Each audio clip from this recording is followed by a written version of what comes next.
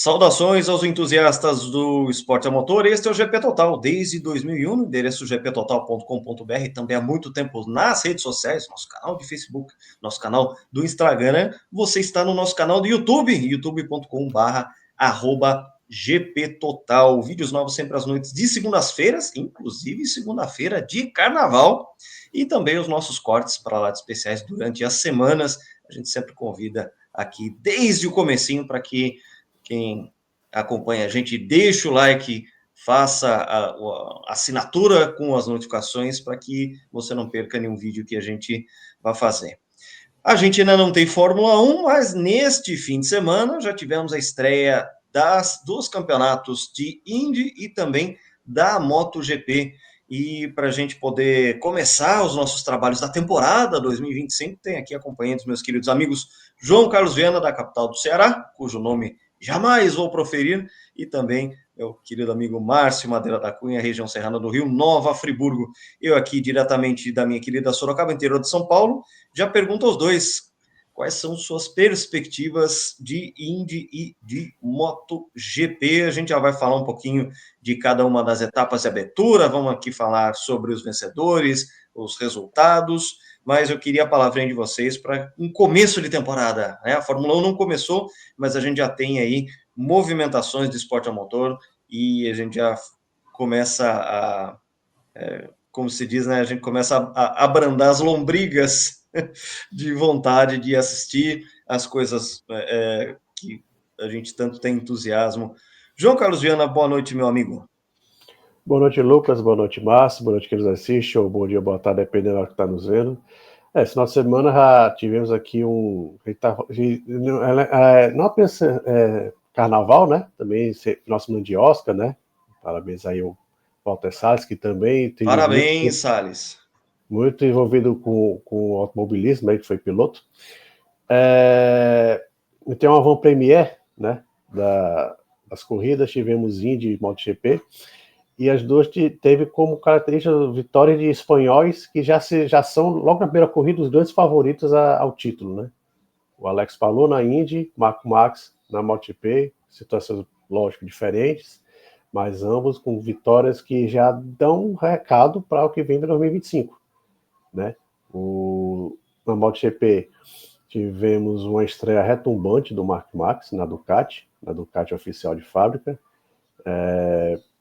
dominou, ele varreu o final de semana, pole position, vitória na Sprint Race e vitória na corrida principal, com até um direito assim, uma manobra assim bem marota, né? O Peco Banhar falou depois da corrida e olha, eu acho que ele estava brincando com a gente, ele tinha condição de dar muito mais do que ele deu, mas ele preferiu, ele meio que se deixou ultrapassar pelo Alex Marques, seu irmão mais novo, ficou a corrida todinha lá atrás dele, faltando 4 voltas, ele fez ultrapassagem, que estava todo mundo esperando.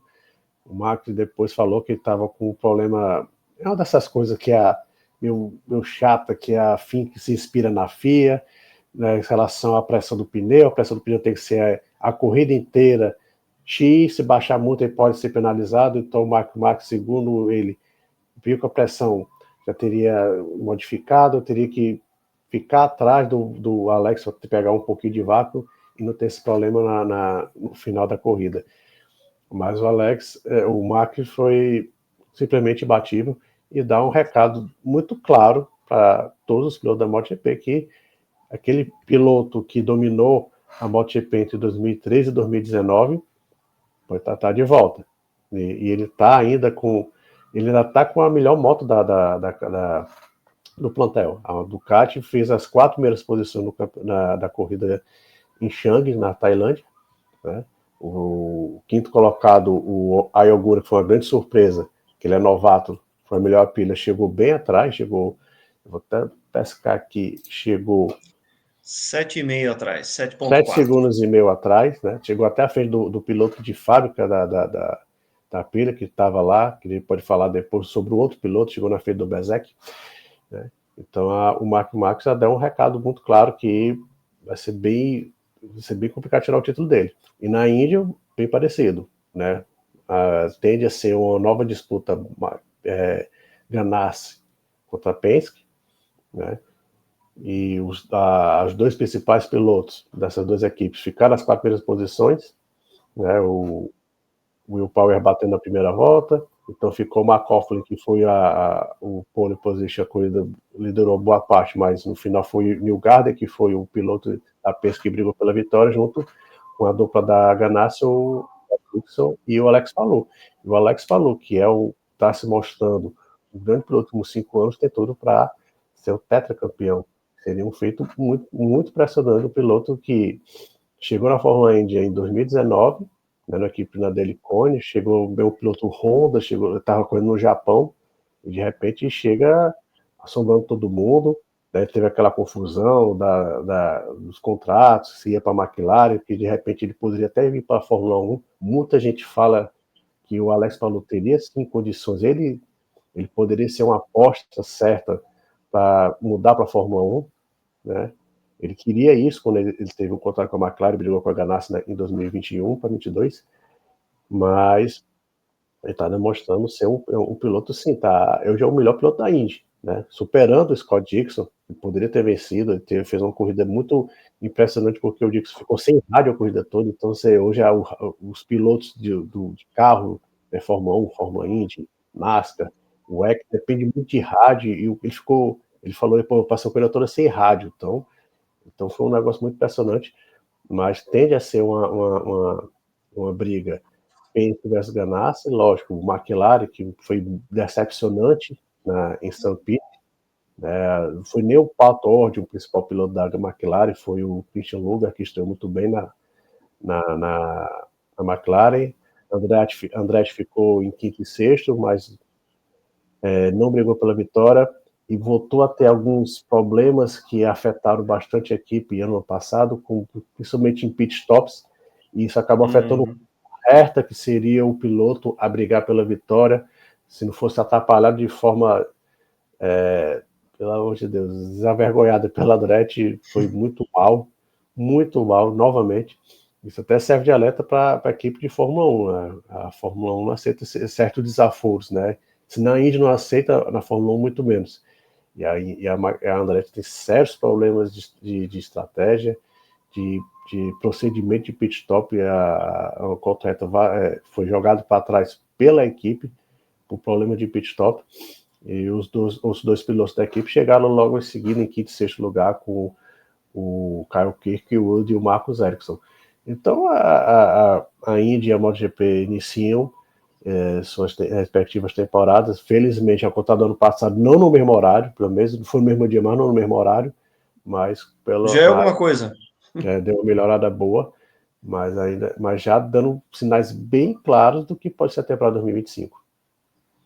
Legal, vamos aqui falando sobre a MotoGP primeiro, antes da primeira intervenção aqui do Márcio, a primeira corrida round 1 na Tailândia, o Mark Marques fazendo aí a sua estreia na equipe de fábrica da Ducati com vitória, tempo total aí de corrida 39 minutos e 37 segundos, seguido pelo Alex Marques, né, e a Gresini, que agora tem a Moto 2024 de fábrica, Pecco Bagnaia, terceiro lugar, atrás aí dos irmãos Marques, que, na verdade, essa trinca foi exatamente a trinca da sprint e a trinca também do próprio qualifying.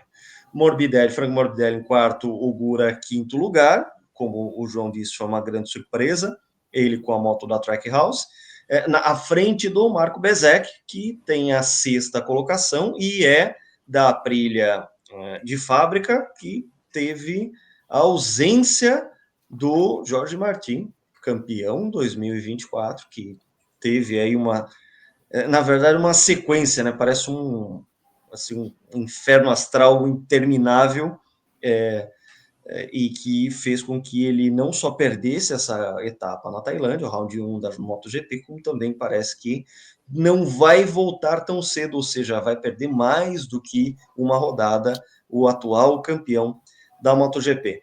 O top 10 completado pelo Johan Zarco, que foi a melhor Honda, na 7ª colocação, Brad Binder 8º, Bastianini, Enea Bastianini 9º colocado, e aí a gente já tem um Bagnaia dizendo que já está com saudade do Bastianini como companheiro de equipe, e o Gian Antonio com a outra Ducati da equipe do Valentino Rossi, fechando aí os 10 primeiros colocados da temporada, desse primeiro round da temporada. E aí já vem a pergunta, Márcio, meu querido amigo, o Marques já ganhou o campeonato? É cedo?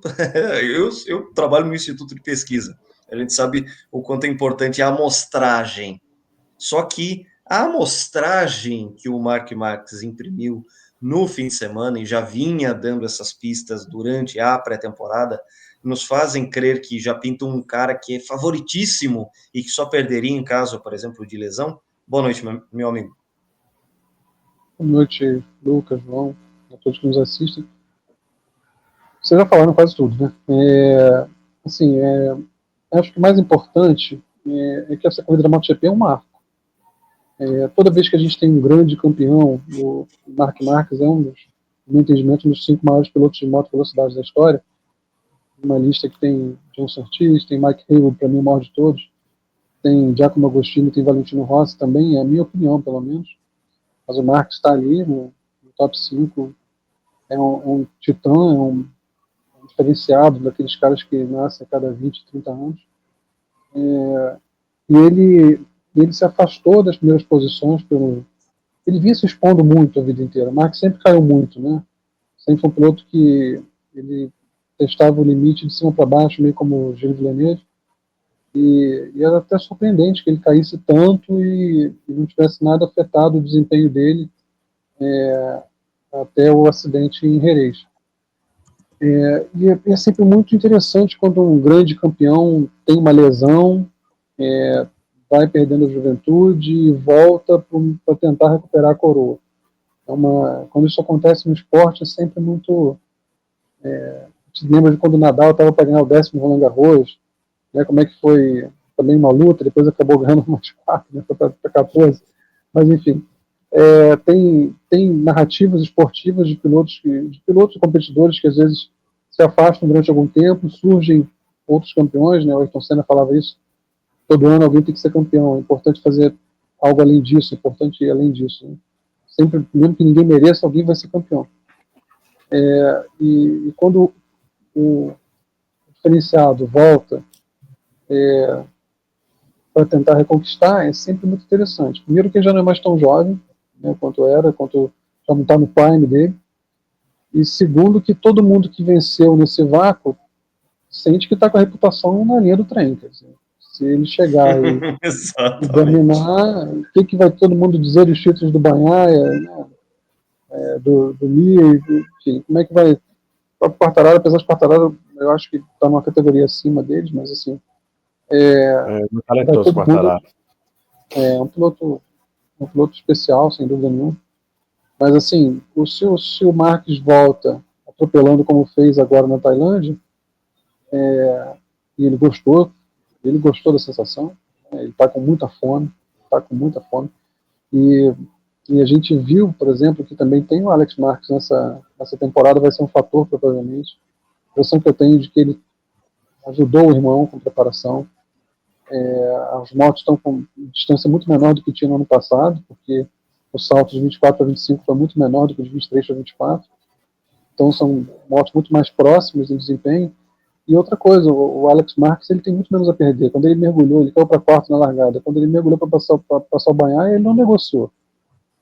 Ele mergulhou e passou. E assim, o Bagnaia é intimidador isso, porque ele fala...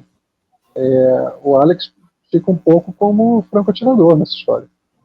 Ele mergulha, ele tem muito menos a perder, e aí favorece o irmão. Então, o cenário aponta que sim, que Mark Marques, pela forma como ele dominou, porque a MotoGP, as máquinas, felizmente, a Fórmula 1 carece disso há muito tempo, elas têm um equilíbrio que não passa pela igualdade mecânica. Tem apostas de motores diferentes, moto que aposta mais no equilíbrio, moto que aposta mais na potência, na velocidade final. Então, as motos têm mais personalidade do que os carros de Fórmula 1.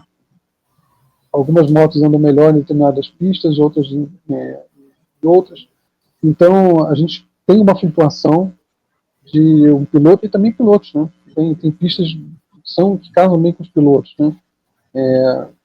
Fazer curva na moto para a direita e para a esquerda é muito diferente, por exemplo. Tem várias diferenças para a MotoGP curvar para a direita e para a esquerda. E tem as próprias lesões de alguns pilotos que também se sentem melhor para um lado do que para o outro e tudo mais. Então, o fato é que existe alguma flutuação que você vê de pistas maior do que você vê na Fórmula 1. A Fórmula 1, geralmente, Singapura, Mônaco, tem suas peculiaridades, mas de resto, atualmente, um carro feito uma pista média, ele vai render a maior parte dos circuitos ali do Tilk, né? Vai andar bem na maior parte deles. A MotoGP tem alguma flutuação, mas dito isso, o Marques ganhou com muita facilidade. Ele teve a corrida sob controle, o fim de semana sob controle.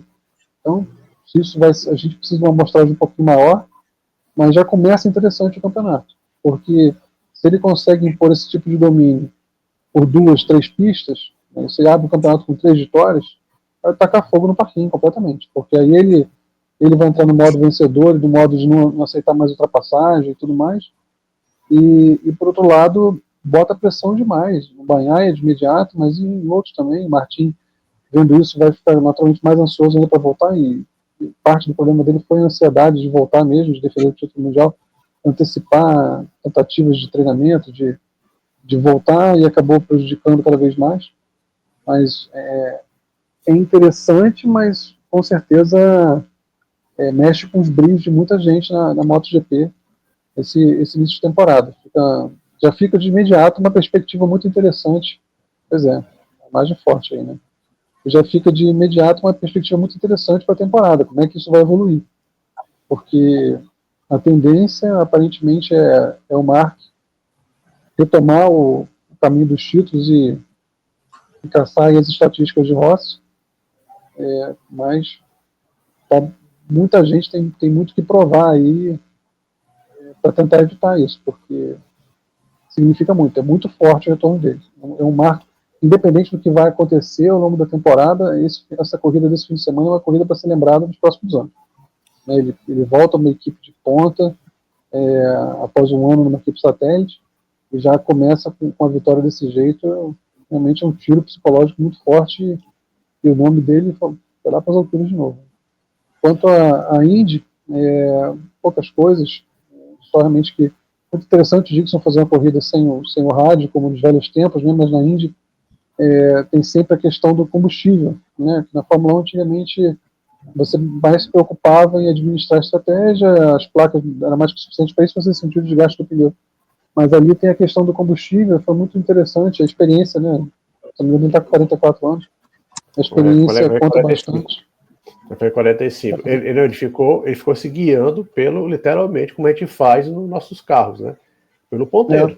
Ficou lá observando, então vou parar agora. Então, ele falou que ele levou o undercut do Palou muito por causa disso. Ele parou, se ele estivesse falando com a equipe, ele teria parado na hora correta. Ele parou na hora errada, porque não, o meu combustível está acabando, vou parar agora. Ele não tinha. Um baita piloto que a Fórmula 1 perdeu, né? É claro que a gente tem a sua história, teve grandes pilotos ali, é um palco digno, né? Mas tanto ele quanto o Palou é um piloto que com certeza também tinha lugar no grid. E seria interessante, né, a gente ver esses nomes assim, que fazem carreiras paralelas, né, se batendo contra os melhores da Fórmula 1 também, é uma coisa que infelizmente a gente perdeu. E seria muito bom se a gente tivesse atualmente algo como Monza-Nápoles, né, alguma coisa que unisse os grandes dos dois lados do Atlântico, ou um intercâmbio, como já houve no passado, de fazer uma prova aqui e outra ali, seria muito interessante isso. Eu acho que o mais parecido que se tem no mundo do esporte motor hoje é o motocross das nações, né? Porque tem um campeonato mundial, um campeonato americano muito forte, um campeonato mundial muito forte. Então, quando tem esse motocross das nações, que é um campeonato bem interessante de países, eles pegam os pilotos dos dois campeonatos e juntam. Então, seria um sonho mesmo a gente colocar Palou junto com Verstappen, Dixon com Hamilton. Seria um sonho. Tem a Race of Champions, né? Que de vez em quando eles. Mas ali é mais bem. Bom, meio que uma brincadeira, né? Não é aquela coisa tão assim, forte lá, como era lá no Motocar Nações, é uma competição muito tradicional, é muito, muito forte, então o pessoal vai com tudo mesmo, eles vão para ganhar, para dar o melhor, e tem essa competição, né? Quem é o melhor campeonato, americano ou mundial? Então, seria muito legal se realmente tivesse esse intercâmbio, né? E... Como era o festival da Fórmula 4, né? Que você pegava os campeões de todos os campeonatos de Fórmula 4 e juntava ali, ou Macau, né? Que juntava os campeões, os principais campeões de Fórmula 3. E botava para correr por sinal, o Macau agora parece que está correndo até com o carro da Freca, né? Nem Fórmula 3 estão correndo mais, então é uma pena. Mas com relação a MotoGP, vai ser muito interessante também ver esse relacionamento que entre o Mark e o Alex Marques, né, que são dois irmãos, mas estão em equipes diferentes. E não devemos esquecer que ano passado o Alex Marques, ele numa briga com esse rapaz aí, o Francesco Bagnaia, em Aragão, os dois caíram. E o Pecco Bagnaia falou já que aqueles pontos, eu não lembro qual a posição que eles estavam brigando, agora não vou... Não era para liderança, acho que era terceiro, segundo, terceiro, eu não lembro a posição, confesso, não vou lembrar agora. Mas o Pecco Bagnaia falou muito claramente, aqueles pontos fizeram total diferença na luta pelo título. Então, já há uma rixa entre o Pecco, né, e a família Marques, pelo Alex, e o Mark usando o irmão como escudeiro, que para mim ficou muito claro, Márcio, que naquela primeira volta, quando o Pecco ultrapassou o Alex ele não negociou, porque ele tinha a estratégia da corrida dele era ser o escudeiro do Mark o irmão, não do Max, do Mark. Ele foi para lá para ser. Agora, como é que você vai ser o resto do campeonato, né? Porque afinal. E aí fica a pergunta para que vocês respondam: como é que Pecco Bagnaia vai reagir? Porque afinal de contas, ele não está falando de qualquer um. Ele está falando de um piloto que, sim, perdeu o campeonato ano passado, mas disputou até a última corrida. Ele que é campeão das edições anteriores da MotoGP, ele que era o piloto de total confiança dentro da equipe Ducati oficial de fábrica, como que ele vai reagir? Porque ele já andou falando, porque eu tô com saudade do Enea Bastianini, porque eu preferia ele, porque o Mark, né, já é muito forte. Não, mas ele, ao invés dele... Não, é uma coisa que você não fala. Isso aí você dá munição pro teu inimigo. Fala assim, agora eu tenho certeza que o cara tá entregando a rapadura, o cara tá fraquejando, sabe? Então, mentalmente saber se ele realmente vai botar a faca entre os dentes ou se ele vai ficar arrastando corrente e se de repente até perseguido. Assim, não estou mais integrado com a equipe, acho que eles não gostam mais de mim, sabe? Esse tipo de mindset, sabe? Eu não gosto muito da palavra, mas aqui cabe dentro do contexto. Como é que tá a cabeça desse cara? Porque não só o Mark Marques já entrou na cabeça dele, como o Alex também. Então, eu queria saber o que vocês acreditam que seja, daqui para frente, a atitude do Pecco Bagnaia. Se ele vai se fazer de vítima ou se ele realmente vai reagir, ele vai voltar para o jogo, assim como a gente espera também que o Martin volte, assim que ele se recupera de sua lesão, a saber como é que ele e a Aprilia vão reagir também ao campeonato. Eu digo isso porque depende muito destes dois fatores, a atitude do Bagnaia, saber o papel dele, né? Porque a gente fala bastante do Lando Norris lá na Fórmula 1, do Lando Norris entender qual é o papel dele atual, do Pecco Bagnaia entender qual é o papel dele neste contexto de um Mark Marques voltando de maneira maravilhosa. Tá? E o atual campeão voltando de lesão numa equipe que ele, num primeiro momento aí, elogiou bastante. Não, que a Aprilia é boa, a frente da Aprilia é boa, não sei o quê, e cai, e se lesiona, e tá fora, e a gente nem sabe quando vai voltar. Esses são dois fatores muito importantes para o campeonato, Bagnaia e Martin. Eu queria que vocês falassem um pouco o que vocês acreditam, isso aí, claro, a gente está indo no campo da especulação, como vocês acreditam que eles vão reagir a esse começo acachapante do Mark Marques, que ainda por cima agora tem um escudeiro com uma moto muito boa, na forma do irmão dele. O Alex se entendeu bem com a Ducati 2024. Então, o desenho é todo Marques. Como é que esses dois vão entrar nessa equação? Agora, o fato interessante, só um parênteses, né? Como a Ducati, quando ela apostou no Mark Marques, e ela, por consequência, fez o Jorge Martin sair da equipe, né? Das suas equipes, que ele era para a máquina, não era da equipe oficial.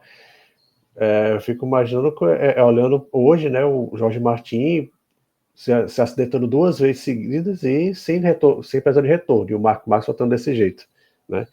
E quanto qual a perspectiva o famoso, suas definições de inferno astral foram atualizadas com sucesso. Com sucesso. Porque, veja, isso é importante, João, porque ano passado a Ducati fez uma escolha.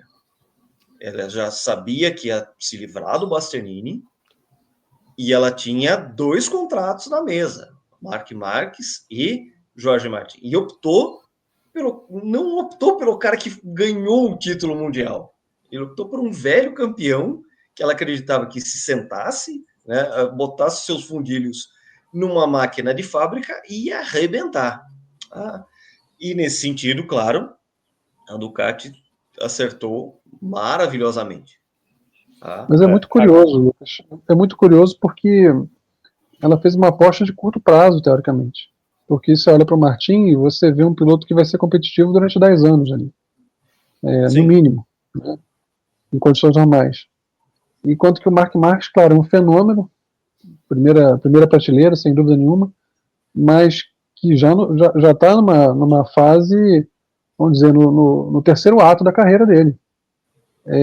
Então, é curioso isso, porque se a gente voltar para a Yamaha, nos anos 2008, a gente vai ver que ela trouxe o Jorge Lorenzo para a equipe contra a vontade do Rossi, já pensando no sucessor do Rossi. E ele foi encontrando muito espaço para crescer dentro da equipe e deixar o Rossi desconfortável, a ponto do Valentino sair da Yamaha no final de 2010.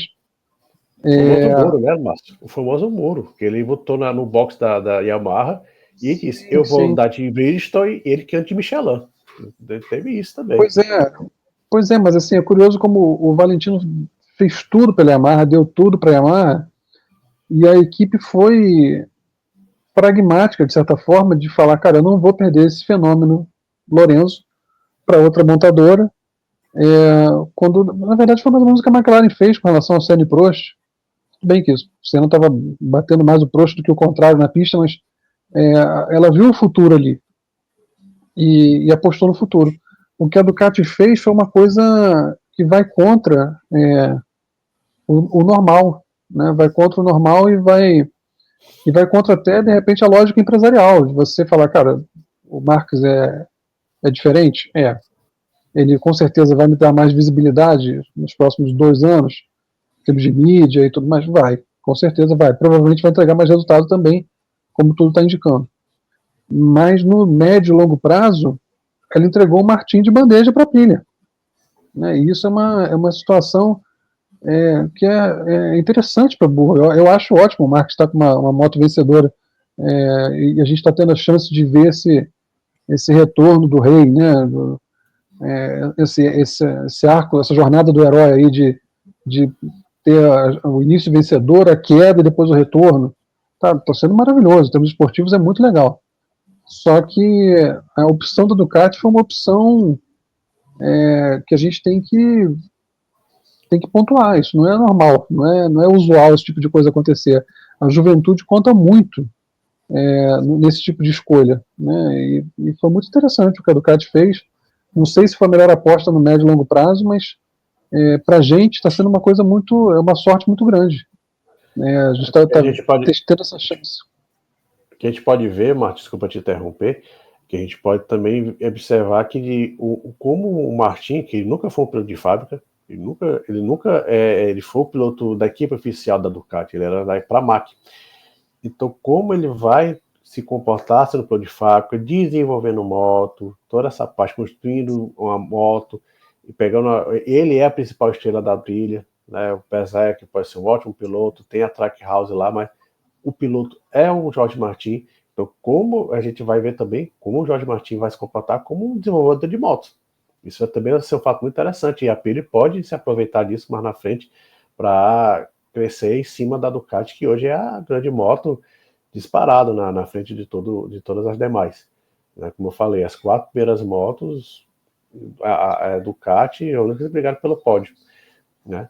E aí eu vou aproveitar e emendar uma pergunta para vocês. Qual que vocês acham que é a melhor moto depois da Ducati? Porque a gente eu mesmo fiquei sem saber se foi a Yamaha, se foi a Aprilia do Bezzecchi, se foi a Honda com o Ogura na estreia. Não, na verdade, o Ogura tá de Aprilia. O Ogura tá de Aprilia. Então, assim... Começou muito bem, né? O Ogura realmente fez uma estreia. O Ogura chamou muita atenção. E ele... É curioso, porque se o Martin demorar muito, o Ogura pode tomar conta dessa equipe aí durante... não tá ele é equipe satélite, né? Ele é equipe sim, mas ele apareceu muito bem. Realmente chegou muito bem.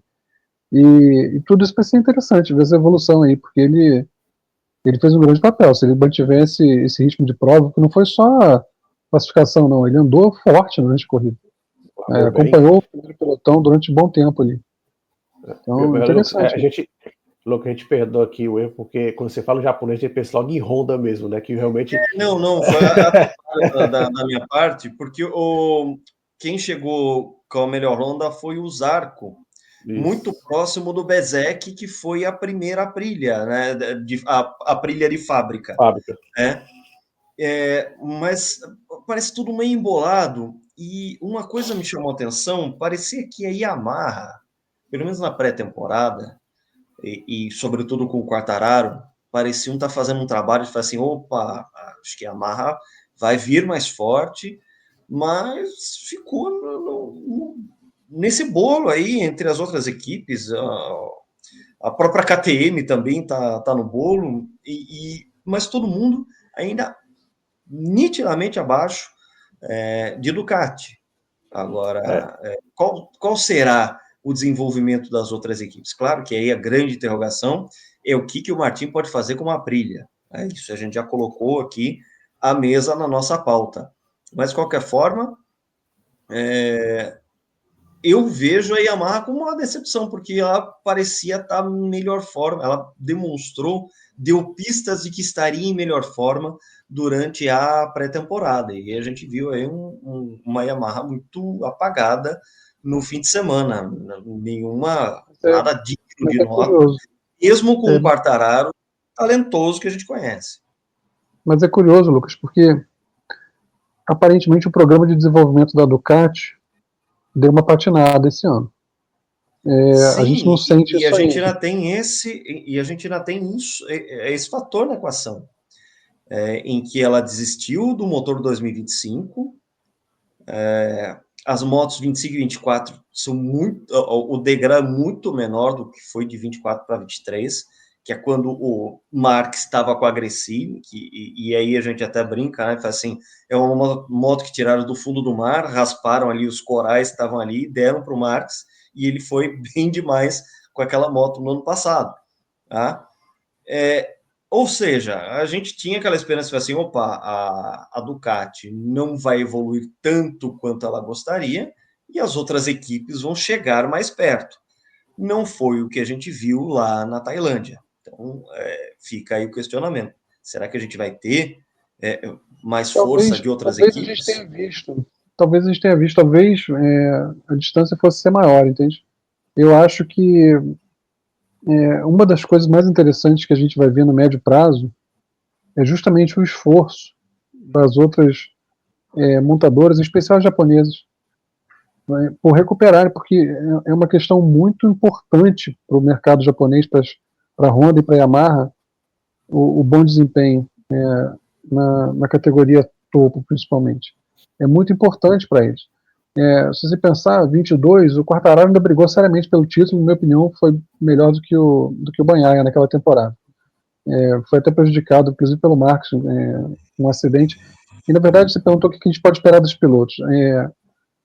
O Bagnaia é um piloto muito sólido, é um piloto que entrega bons desempenhos consistentemente, de poucas quedas, né? E a MotoGP tem uma coisa, a MotoGP e a moto velocidade em geral, tem uma coisa que a Fórmula 1 perdeu com o tempo, infelizmente, que é o respeito aos limites.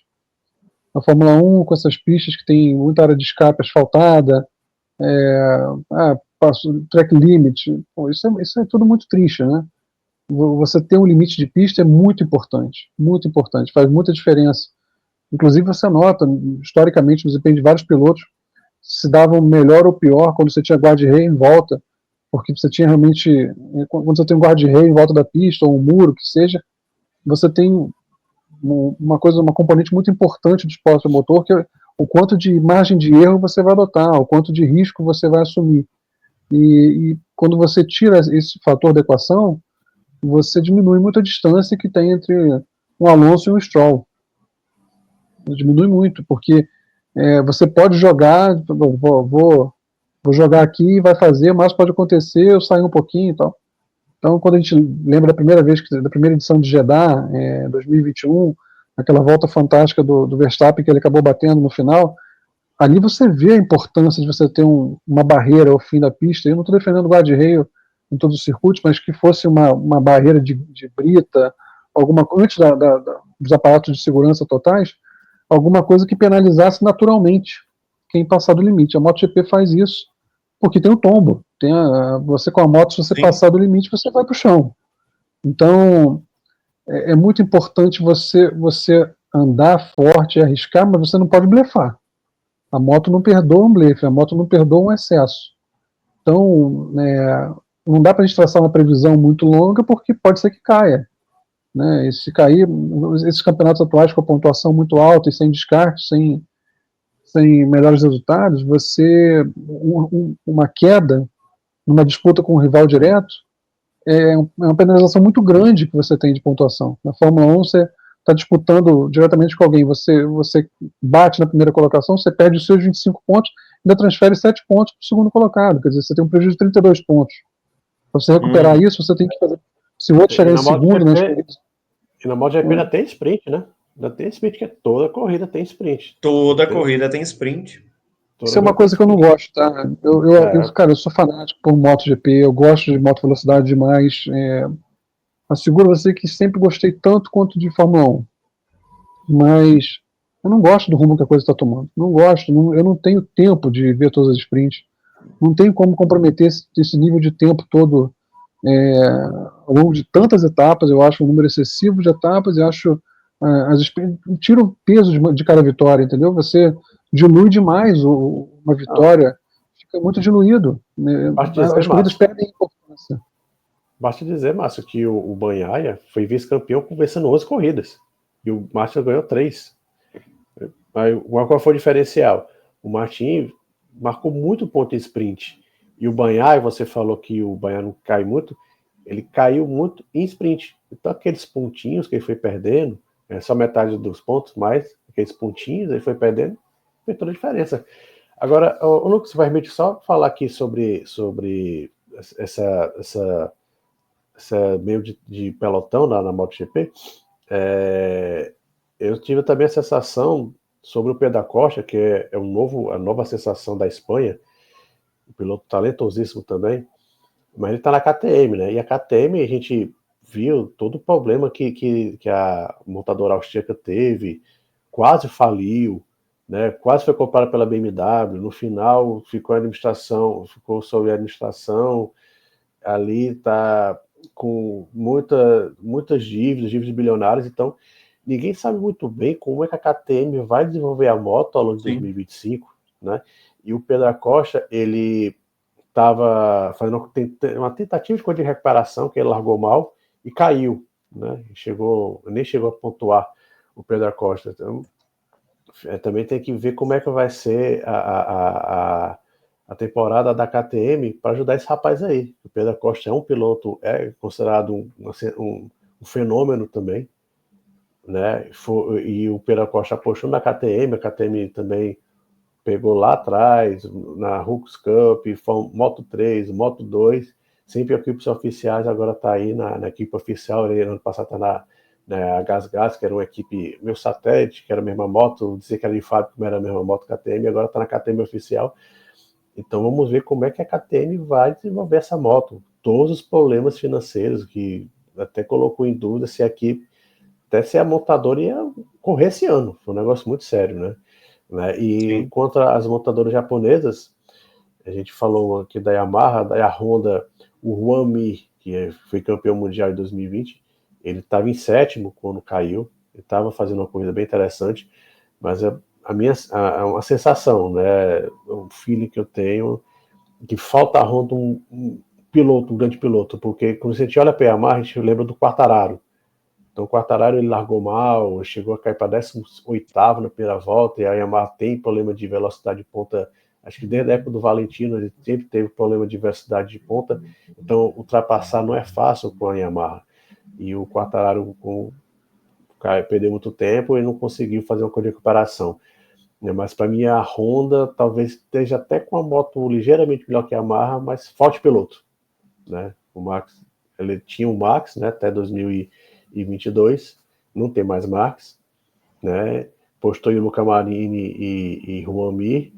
O Juan Mir continua caindo demais. O Luca Marini é um... Eu gosto de dizer muito que o Alex Marques é um Ralf Schumacher piorado, né? Então o Luca Marini é um Ralf Schumacher piorado ao quadrado, né? Que, pelo amor de Deus, comparar com o irmão dele, né? Que não está levando o nome, né? Marini, ele é meio irmão do Valentino Rossi. É muito mal. Então tem o Juan Zarco, que é um grande piloto, né? Mas já é veterano, só venceu uma corrida em sua carreira na MotoGP.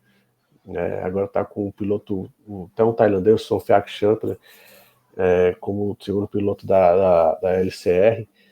Então acho que para mim, acho que a Honda até deu um passo a mais, deu também um passo, mas falta de piloto, falta aquela referência que a gente possa confiar, que é o Quartararo na Yamaha, que é o Martini na Aprilia, que é o Paulo Pedro Acosta na KTM. Se eu fosse a Honda, eu ia atrás da Costa, provavelmente. Eu concordo contigo, eu acho que a Honda, ela... A gente falou isso aqui nos bastidores antes de começar a gravar, né? Tem, às vezes, equipes que apostam no desenvolvimento durante muito tempo em cima de algum piloto com uma grande capacidade de adaptação, e quando esse piloto vai embora, eles ficam na mão com uma máquina que ninguém mais consegue levar ao limite.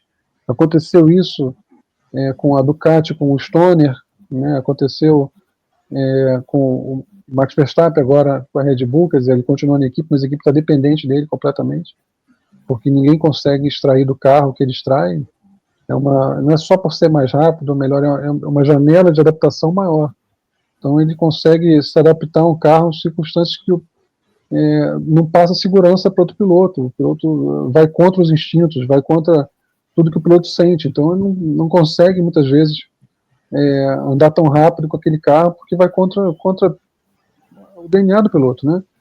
E com o Marques foi assim na Honda, né? A Honda apostou no desenvolvimento em relação ao Marques, que conseguia extrair o desempenho daquela moto e ninguém mais extrai. A gente lembra de que quando o Marques foi companheiro do Lorenzo, o que aconteceu? Quer dizer, o Lorenzo é um piloto tão cirúrgico, capaz de martelar volta atrás de volta no ritmo fortíssimo, não se entendeu com a Honda de jeito nenhum.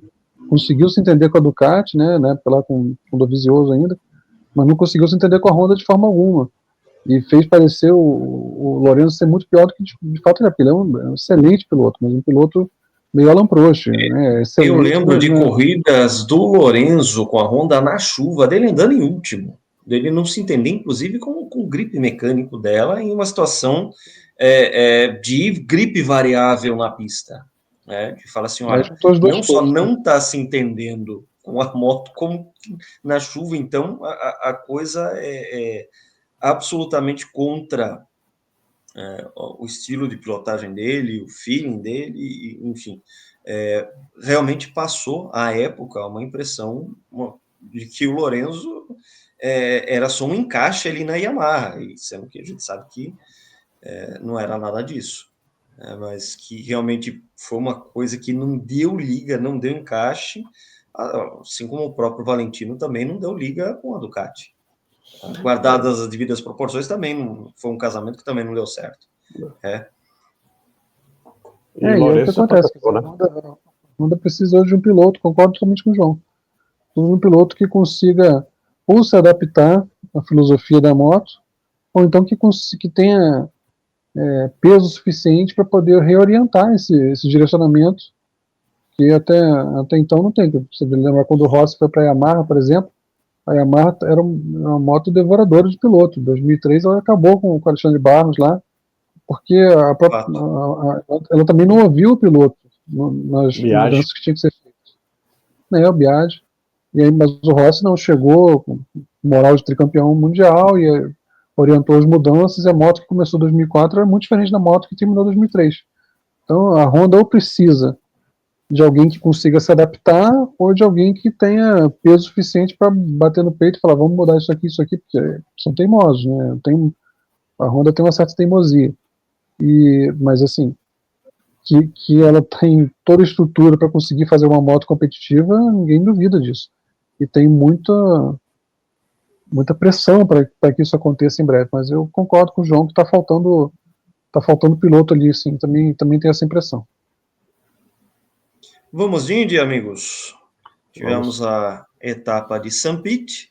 Petersburg, a estreia do calendário 2025 da Indy que continua com basicamente o mesmo chassi, a mesma proposta, só que com os carros agora para uma temporada inteira com a motorização híbrida, com uma evolução aí que faz com que seja mais interessante, porque é mais um elemento também a se colocar para a gente poder observar. Já falou aqui sobre a vitória de Alex Palou, e em dobradinha com o Dixon, dobradinha da Ganassi, 2 pilotos da Penske logo em seguida, o Newgarden e o McLaughlin, Kyle Kirkwood e Marcus Ericsson, 2 da Andretti, sendo quinto e sexto, ou seja, a gente já tem Ganassi, Penske e Andretti, completando o top 10 Felix Rosenqvist, que chegou a andar bem, mas que pecou ali um pouco a questão do ritmo, ficou para sétimo. O Christian Lundberg, que foi a melhor McLaren do fim de semana, um fim de semana terrível para o Patricio Ward, que teoricamente é o primeiro piloto da McLaren, o piloto que ano passado foi muito bem, mas que começou pessimamente essa temporada.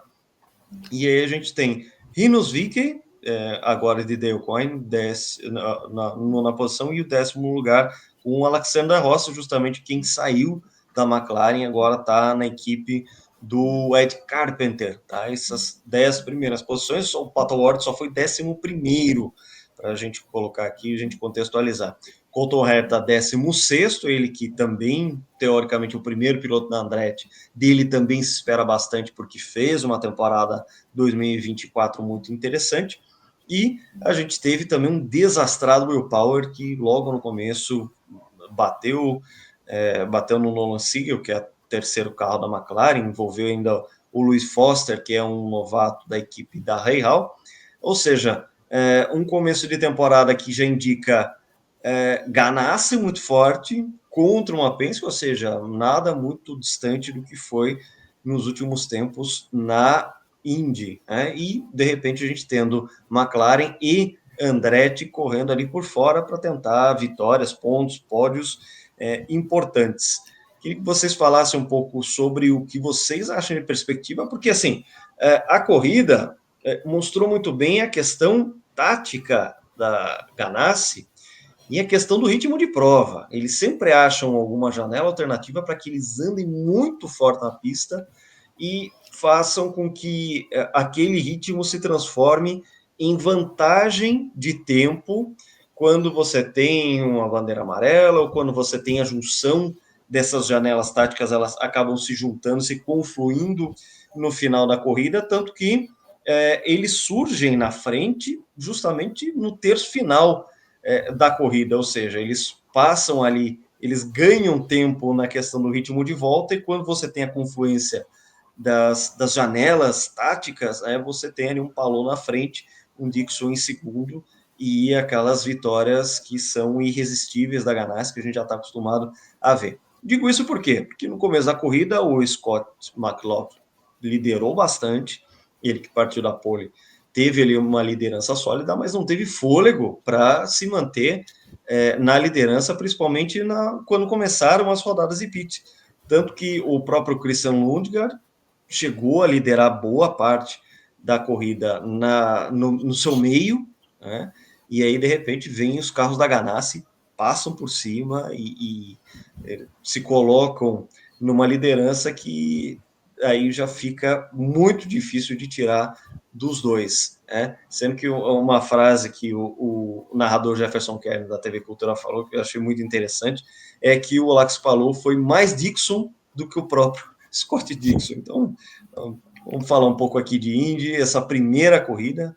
A gente vai ter um calendário aí bastante interessante da Indy mais para frente, um calendário muito parecido com o de 2024. O Thermal Club agora faz parte do fixo, ele que entrou como uma extra campeonato no ano passado, e a gente vai ter, claro, essa grande mistura que eu acho que o principal atrativo da Indy é essa questão de ter circuitos mistos, ou seja, mistos urbanos, circuitos fixos, ovais curtos, ovais longos e, claro, os 500 milhas de Indianápolis. A palavrinha de vocês aí, até para a gente encerrar, né? Hoje um encontro um pouquinho mais curto, só para a gente falar que as atividades 2025 começaram, né, com o MotoGP e com o Fórmula Indy. Um fecho aí de vocês, a perspectiva de vocês, o que vocês podem dizer do próprio Palou, se vai ser uma briga Palou New Garden, se vai ter Pato Ward no meio, se vai ter um Colton Herta também, o que vocês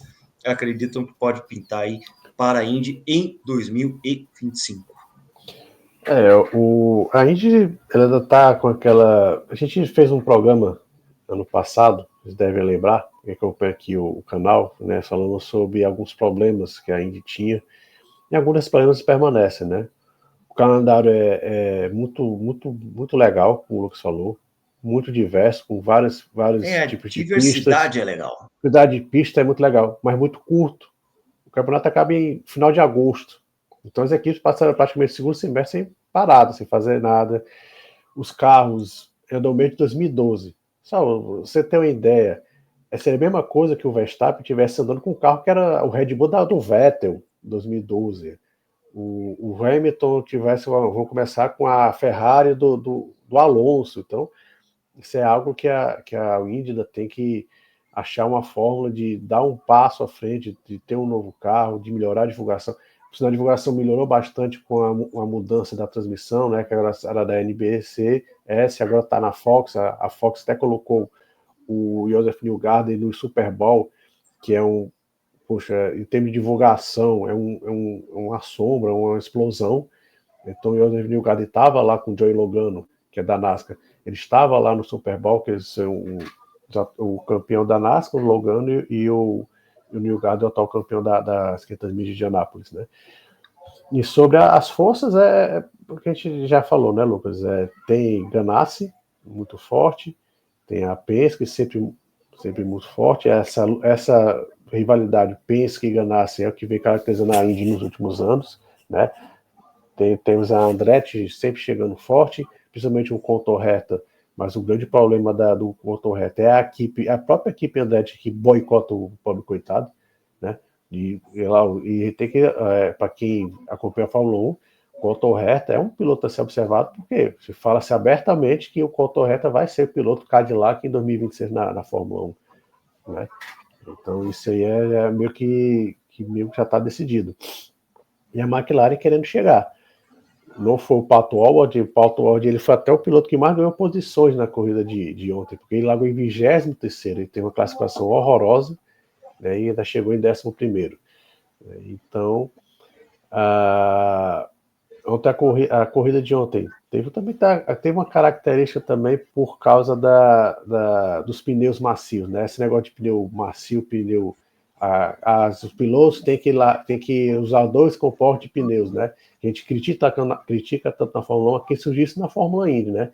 E o pneu macio em St. Pete estava muito, muito ruim, não durava nada, não tinha desempenho. Então, quando houve o melee causado pelo Will Power na primeira volta, todo mundo que estava com o pneu macio foi para os boxes, colocou o pneu duro, e a partir daí fez toda a corrida com o pneu duro. Foi o caso da dupla da Ganassi, foi o caso do New Garden, foi o caso do Colton Herta, que se não fosse a equipe boicotar ele em 2 pitstops, ele estaria na briga pela vitória. Então, e o McLaughlin largou com o pneu duro e imprimiu um ritmo fortíssimo, mas não teve, como ele teve que fazer praticamente uma parada a mais, ele só chegou em quarto lugar. Mas o Paulo, falando especificamente dos pilotos, o Paulo hoje está num nível que ele pode chegar ao 4º título da Indy, o 3º consecutivo. Isso aí só tem AJ Foyt e Dario Franchitti que fizeram isso. Pra vocês terem uma ideia do tamanho que esse rapaz aí está fazendo, né? Mas a Fórmula Indy tem aquela peculiaridade. A grandeza dos pilotos não é nem medido nem tanto às vezes pelo campeonato, mas nas 500 milhas de Anápolis. Então falta ao Alex Palou talvez uma vitória, né? Se vier esse ano, você acha que vai colocá-lo definitivamente entre os gigantes da Fórmula Indy, ele que nem 30 anos ainda tem. É um piloto muito jovem, ele é um piloto que tem tudo para, sei lá, daqui a 10, 15 anos já tá aí em grande nível, no caso do Scott Dixon. O Scott Dixon, que teve essa história do combustível, ele falou depois da corrida, que fez a corrida todo dia sem rádio, né? Então ele fazia os pitstops meio que meio como nós fazemos, né, com o nosso carro. Vamos usar o posto quando o tanque baixa. Então, quando o tanque baixava, o Dixon ia para os boxes. E foi até por isso que ele citou, ele estava à frente do Alex Palou até os 2 primeiros testes da corrida. Ele levou um undercut e falou porque ele disse: eu parei na volta errada. Se eu tivesse parado, se eu tivesse com rádio, eu poderia ter parado na volta correta e teria mantido a posição na frente do Palou e ter vencido a corrida. Eles, tanto o Palou como o Dixon, nunca venceram em St. Pete, que já tem 20 anos, né? Teve até uma foto muito interessante com o Don Weldon, Tony Kanaan, Brian Vou até procurar essa foto, João, porque realmente é muito legal. Não deixa de ser emocionante, porque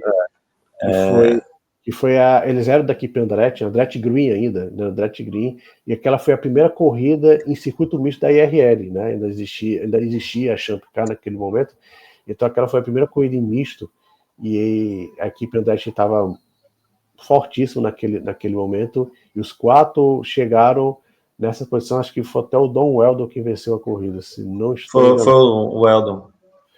Então, em segundo, o Dario Franchitti em terceiro e o Brian Herta na 4ª colocação. E tem uma foto, acho que o Lucas vai colocar daqui a pouco. Eu tô procurando aqui. Os 4 em 2005, eles refizeram essa foto, lógico, com o Don Weldon, a foto dele foi muito legal. Mas a Indy vai para mais uma temporada nessa briga. O New Garden fez uma corrida muito sólida, ele que está se consolidando como podemos dizer assim, o príncipe dos ovais, né? Que o rei dos ovais é o Rick Mears, sempre vai ser Rick Mears, mas o Joseph Newgarden está se caracterizando como um ótimo piloto em circuito oval, mas ele fez uma corrida muito sólida nesse final de semana, nesse domingo.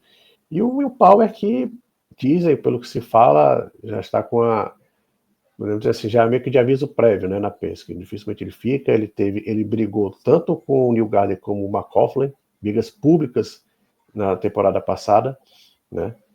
E tá aí essa foto, aí a foto de 2005, né? Tá aí a foto, exatamente. E aí a gente tem a foto deles 2025. Reproduzindo junto ao painel de homenagem ao Dan Weldon, né? Tá lá, ele que era conhecido como Lionheart, Coração de Leão, e que faz muita falta, e a morte dele foi muito pesada, foi uma morte muito sentida, eu particularmente senti muito, porque eu estava acompanhando, o Weldon vinha daquela edição extraordinária de 2011 das 500 milhas de Indianápolis, com aquele final apoteótico.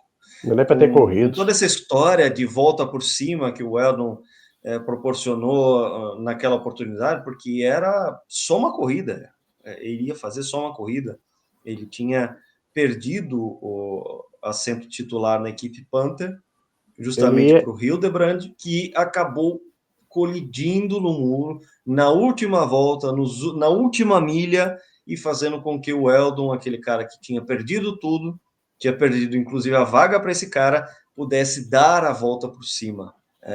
E essa volta por cima seria estendida, aquele convite para o round final de Las Vegas, e falava-se abertamente que o Weldon poderia voltar para Andretti no ano seguinte, depois dessa exibição de gala que ele teve em Indianápolis, e tudo acabou lá em Las Vegas com uma morte trágica do inglês. Foi realmente uma coisa muito sentida. Viu, Lucas? Eu acho que ele já estava contratado, estava até anunciado, né? E o J.R. Hildebrand, coitado, a carreira dele se degringolou totalmente, e ninguém mais ouviu falar dele, nunca mais fez nada, coitado. O que faz a diferença, né, da imortalidade para a irrelevância. Né? O J.R. Hildebrand nunca mais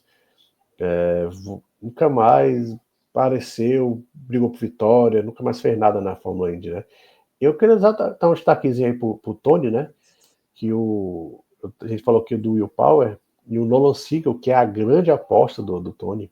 A grande aposta. O Tony, ele fez de tudo para colocar o garoto lá, né? Ele não começou bem, né? Ele na minha opinião, ele não fez uma boa temporada em 2024. E ele até fez uma classificação decente em St. Pete, mas foi atingido pelo Will Power. E o Tony Kanaan agora é o chefe da equipe McLaren na Fórmula Indy. Ele é o chefe de equipe, foi promovido até nas últimas semanas. Vamos ver como é que a McLaren vai reagir, né? Lá tendo o Pato Hort como principal, a ponta de lança. Para a gente encerrar, Márcio, a sua perspectiva aí para a Indy, e a gente já encerra aqui a nossa pauta de hoje. A Indy sempre foi... sempre teve atrativos para mim e também teve pontos de certa decepção também. Sempre foi assim.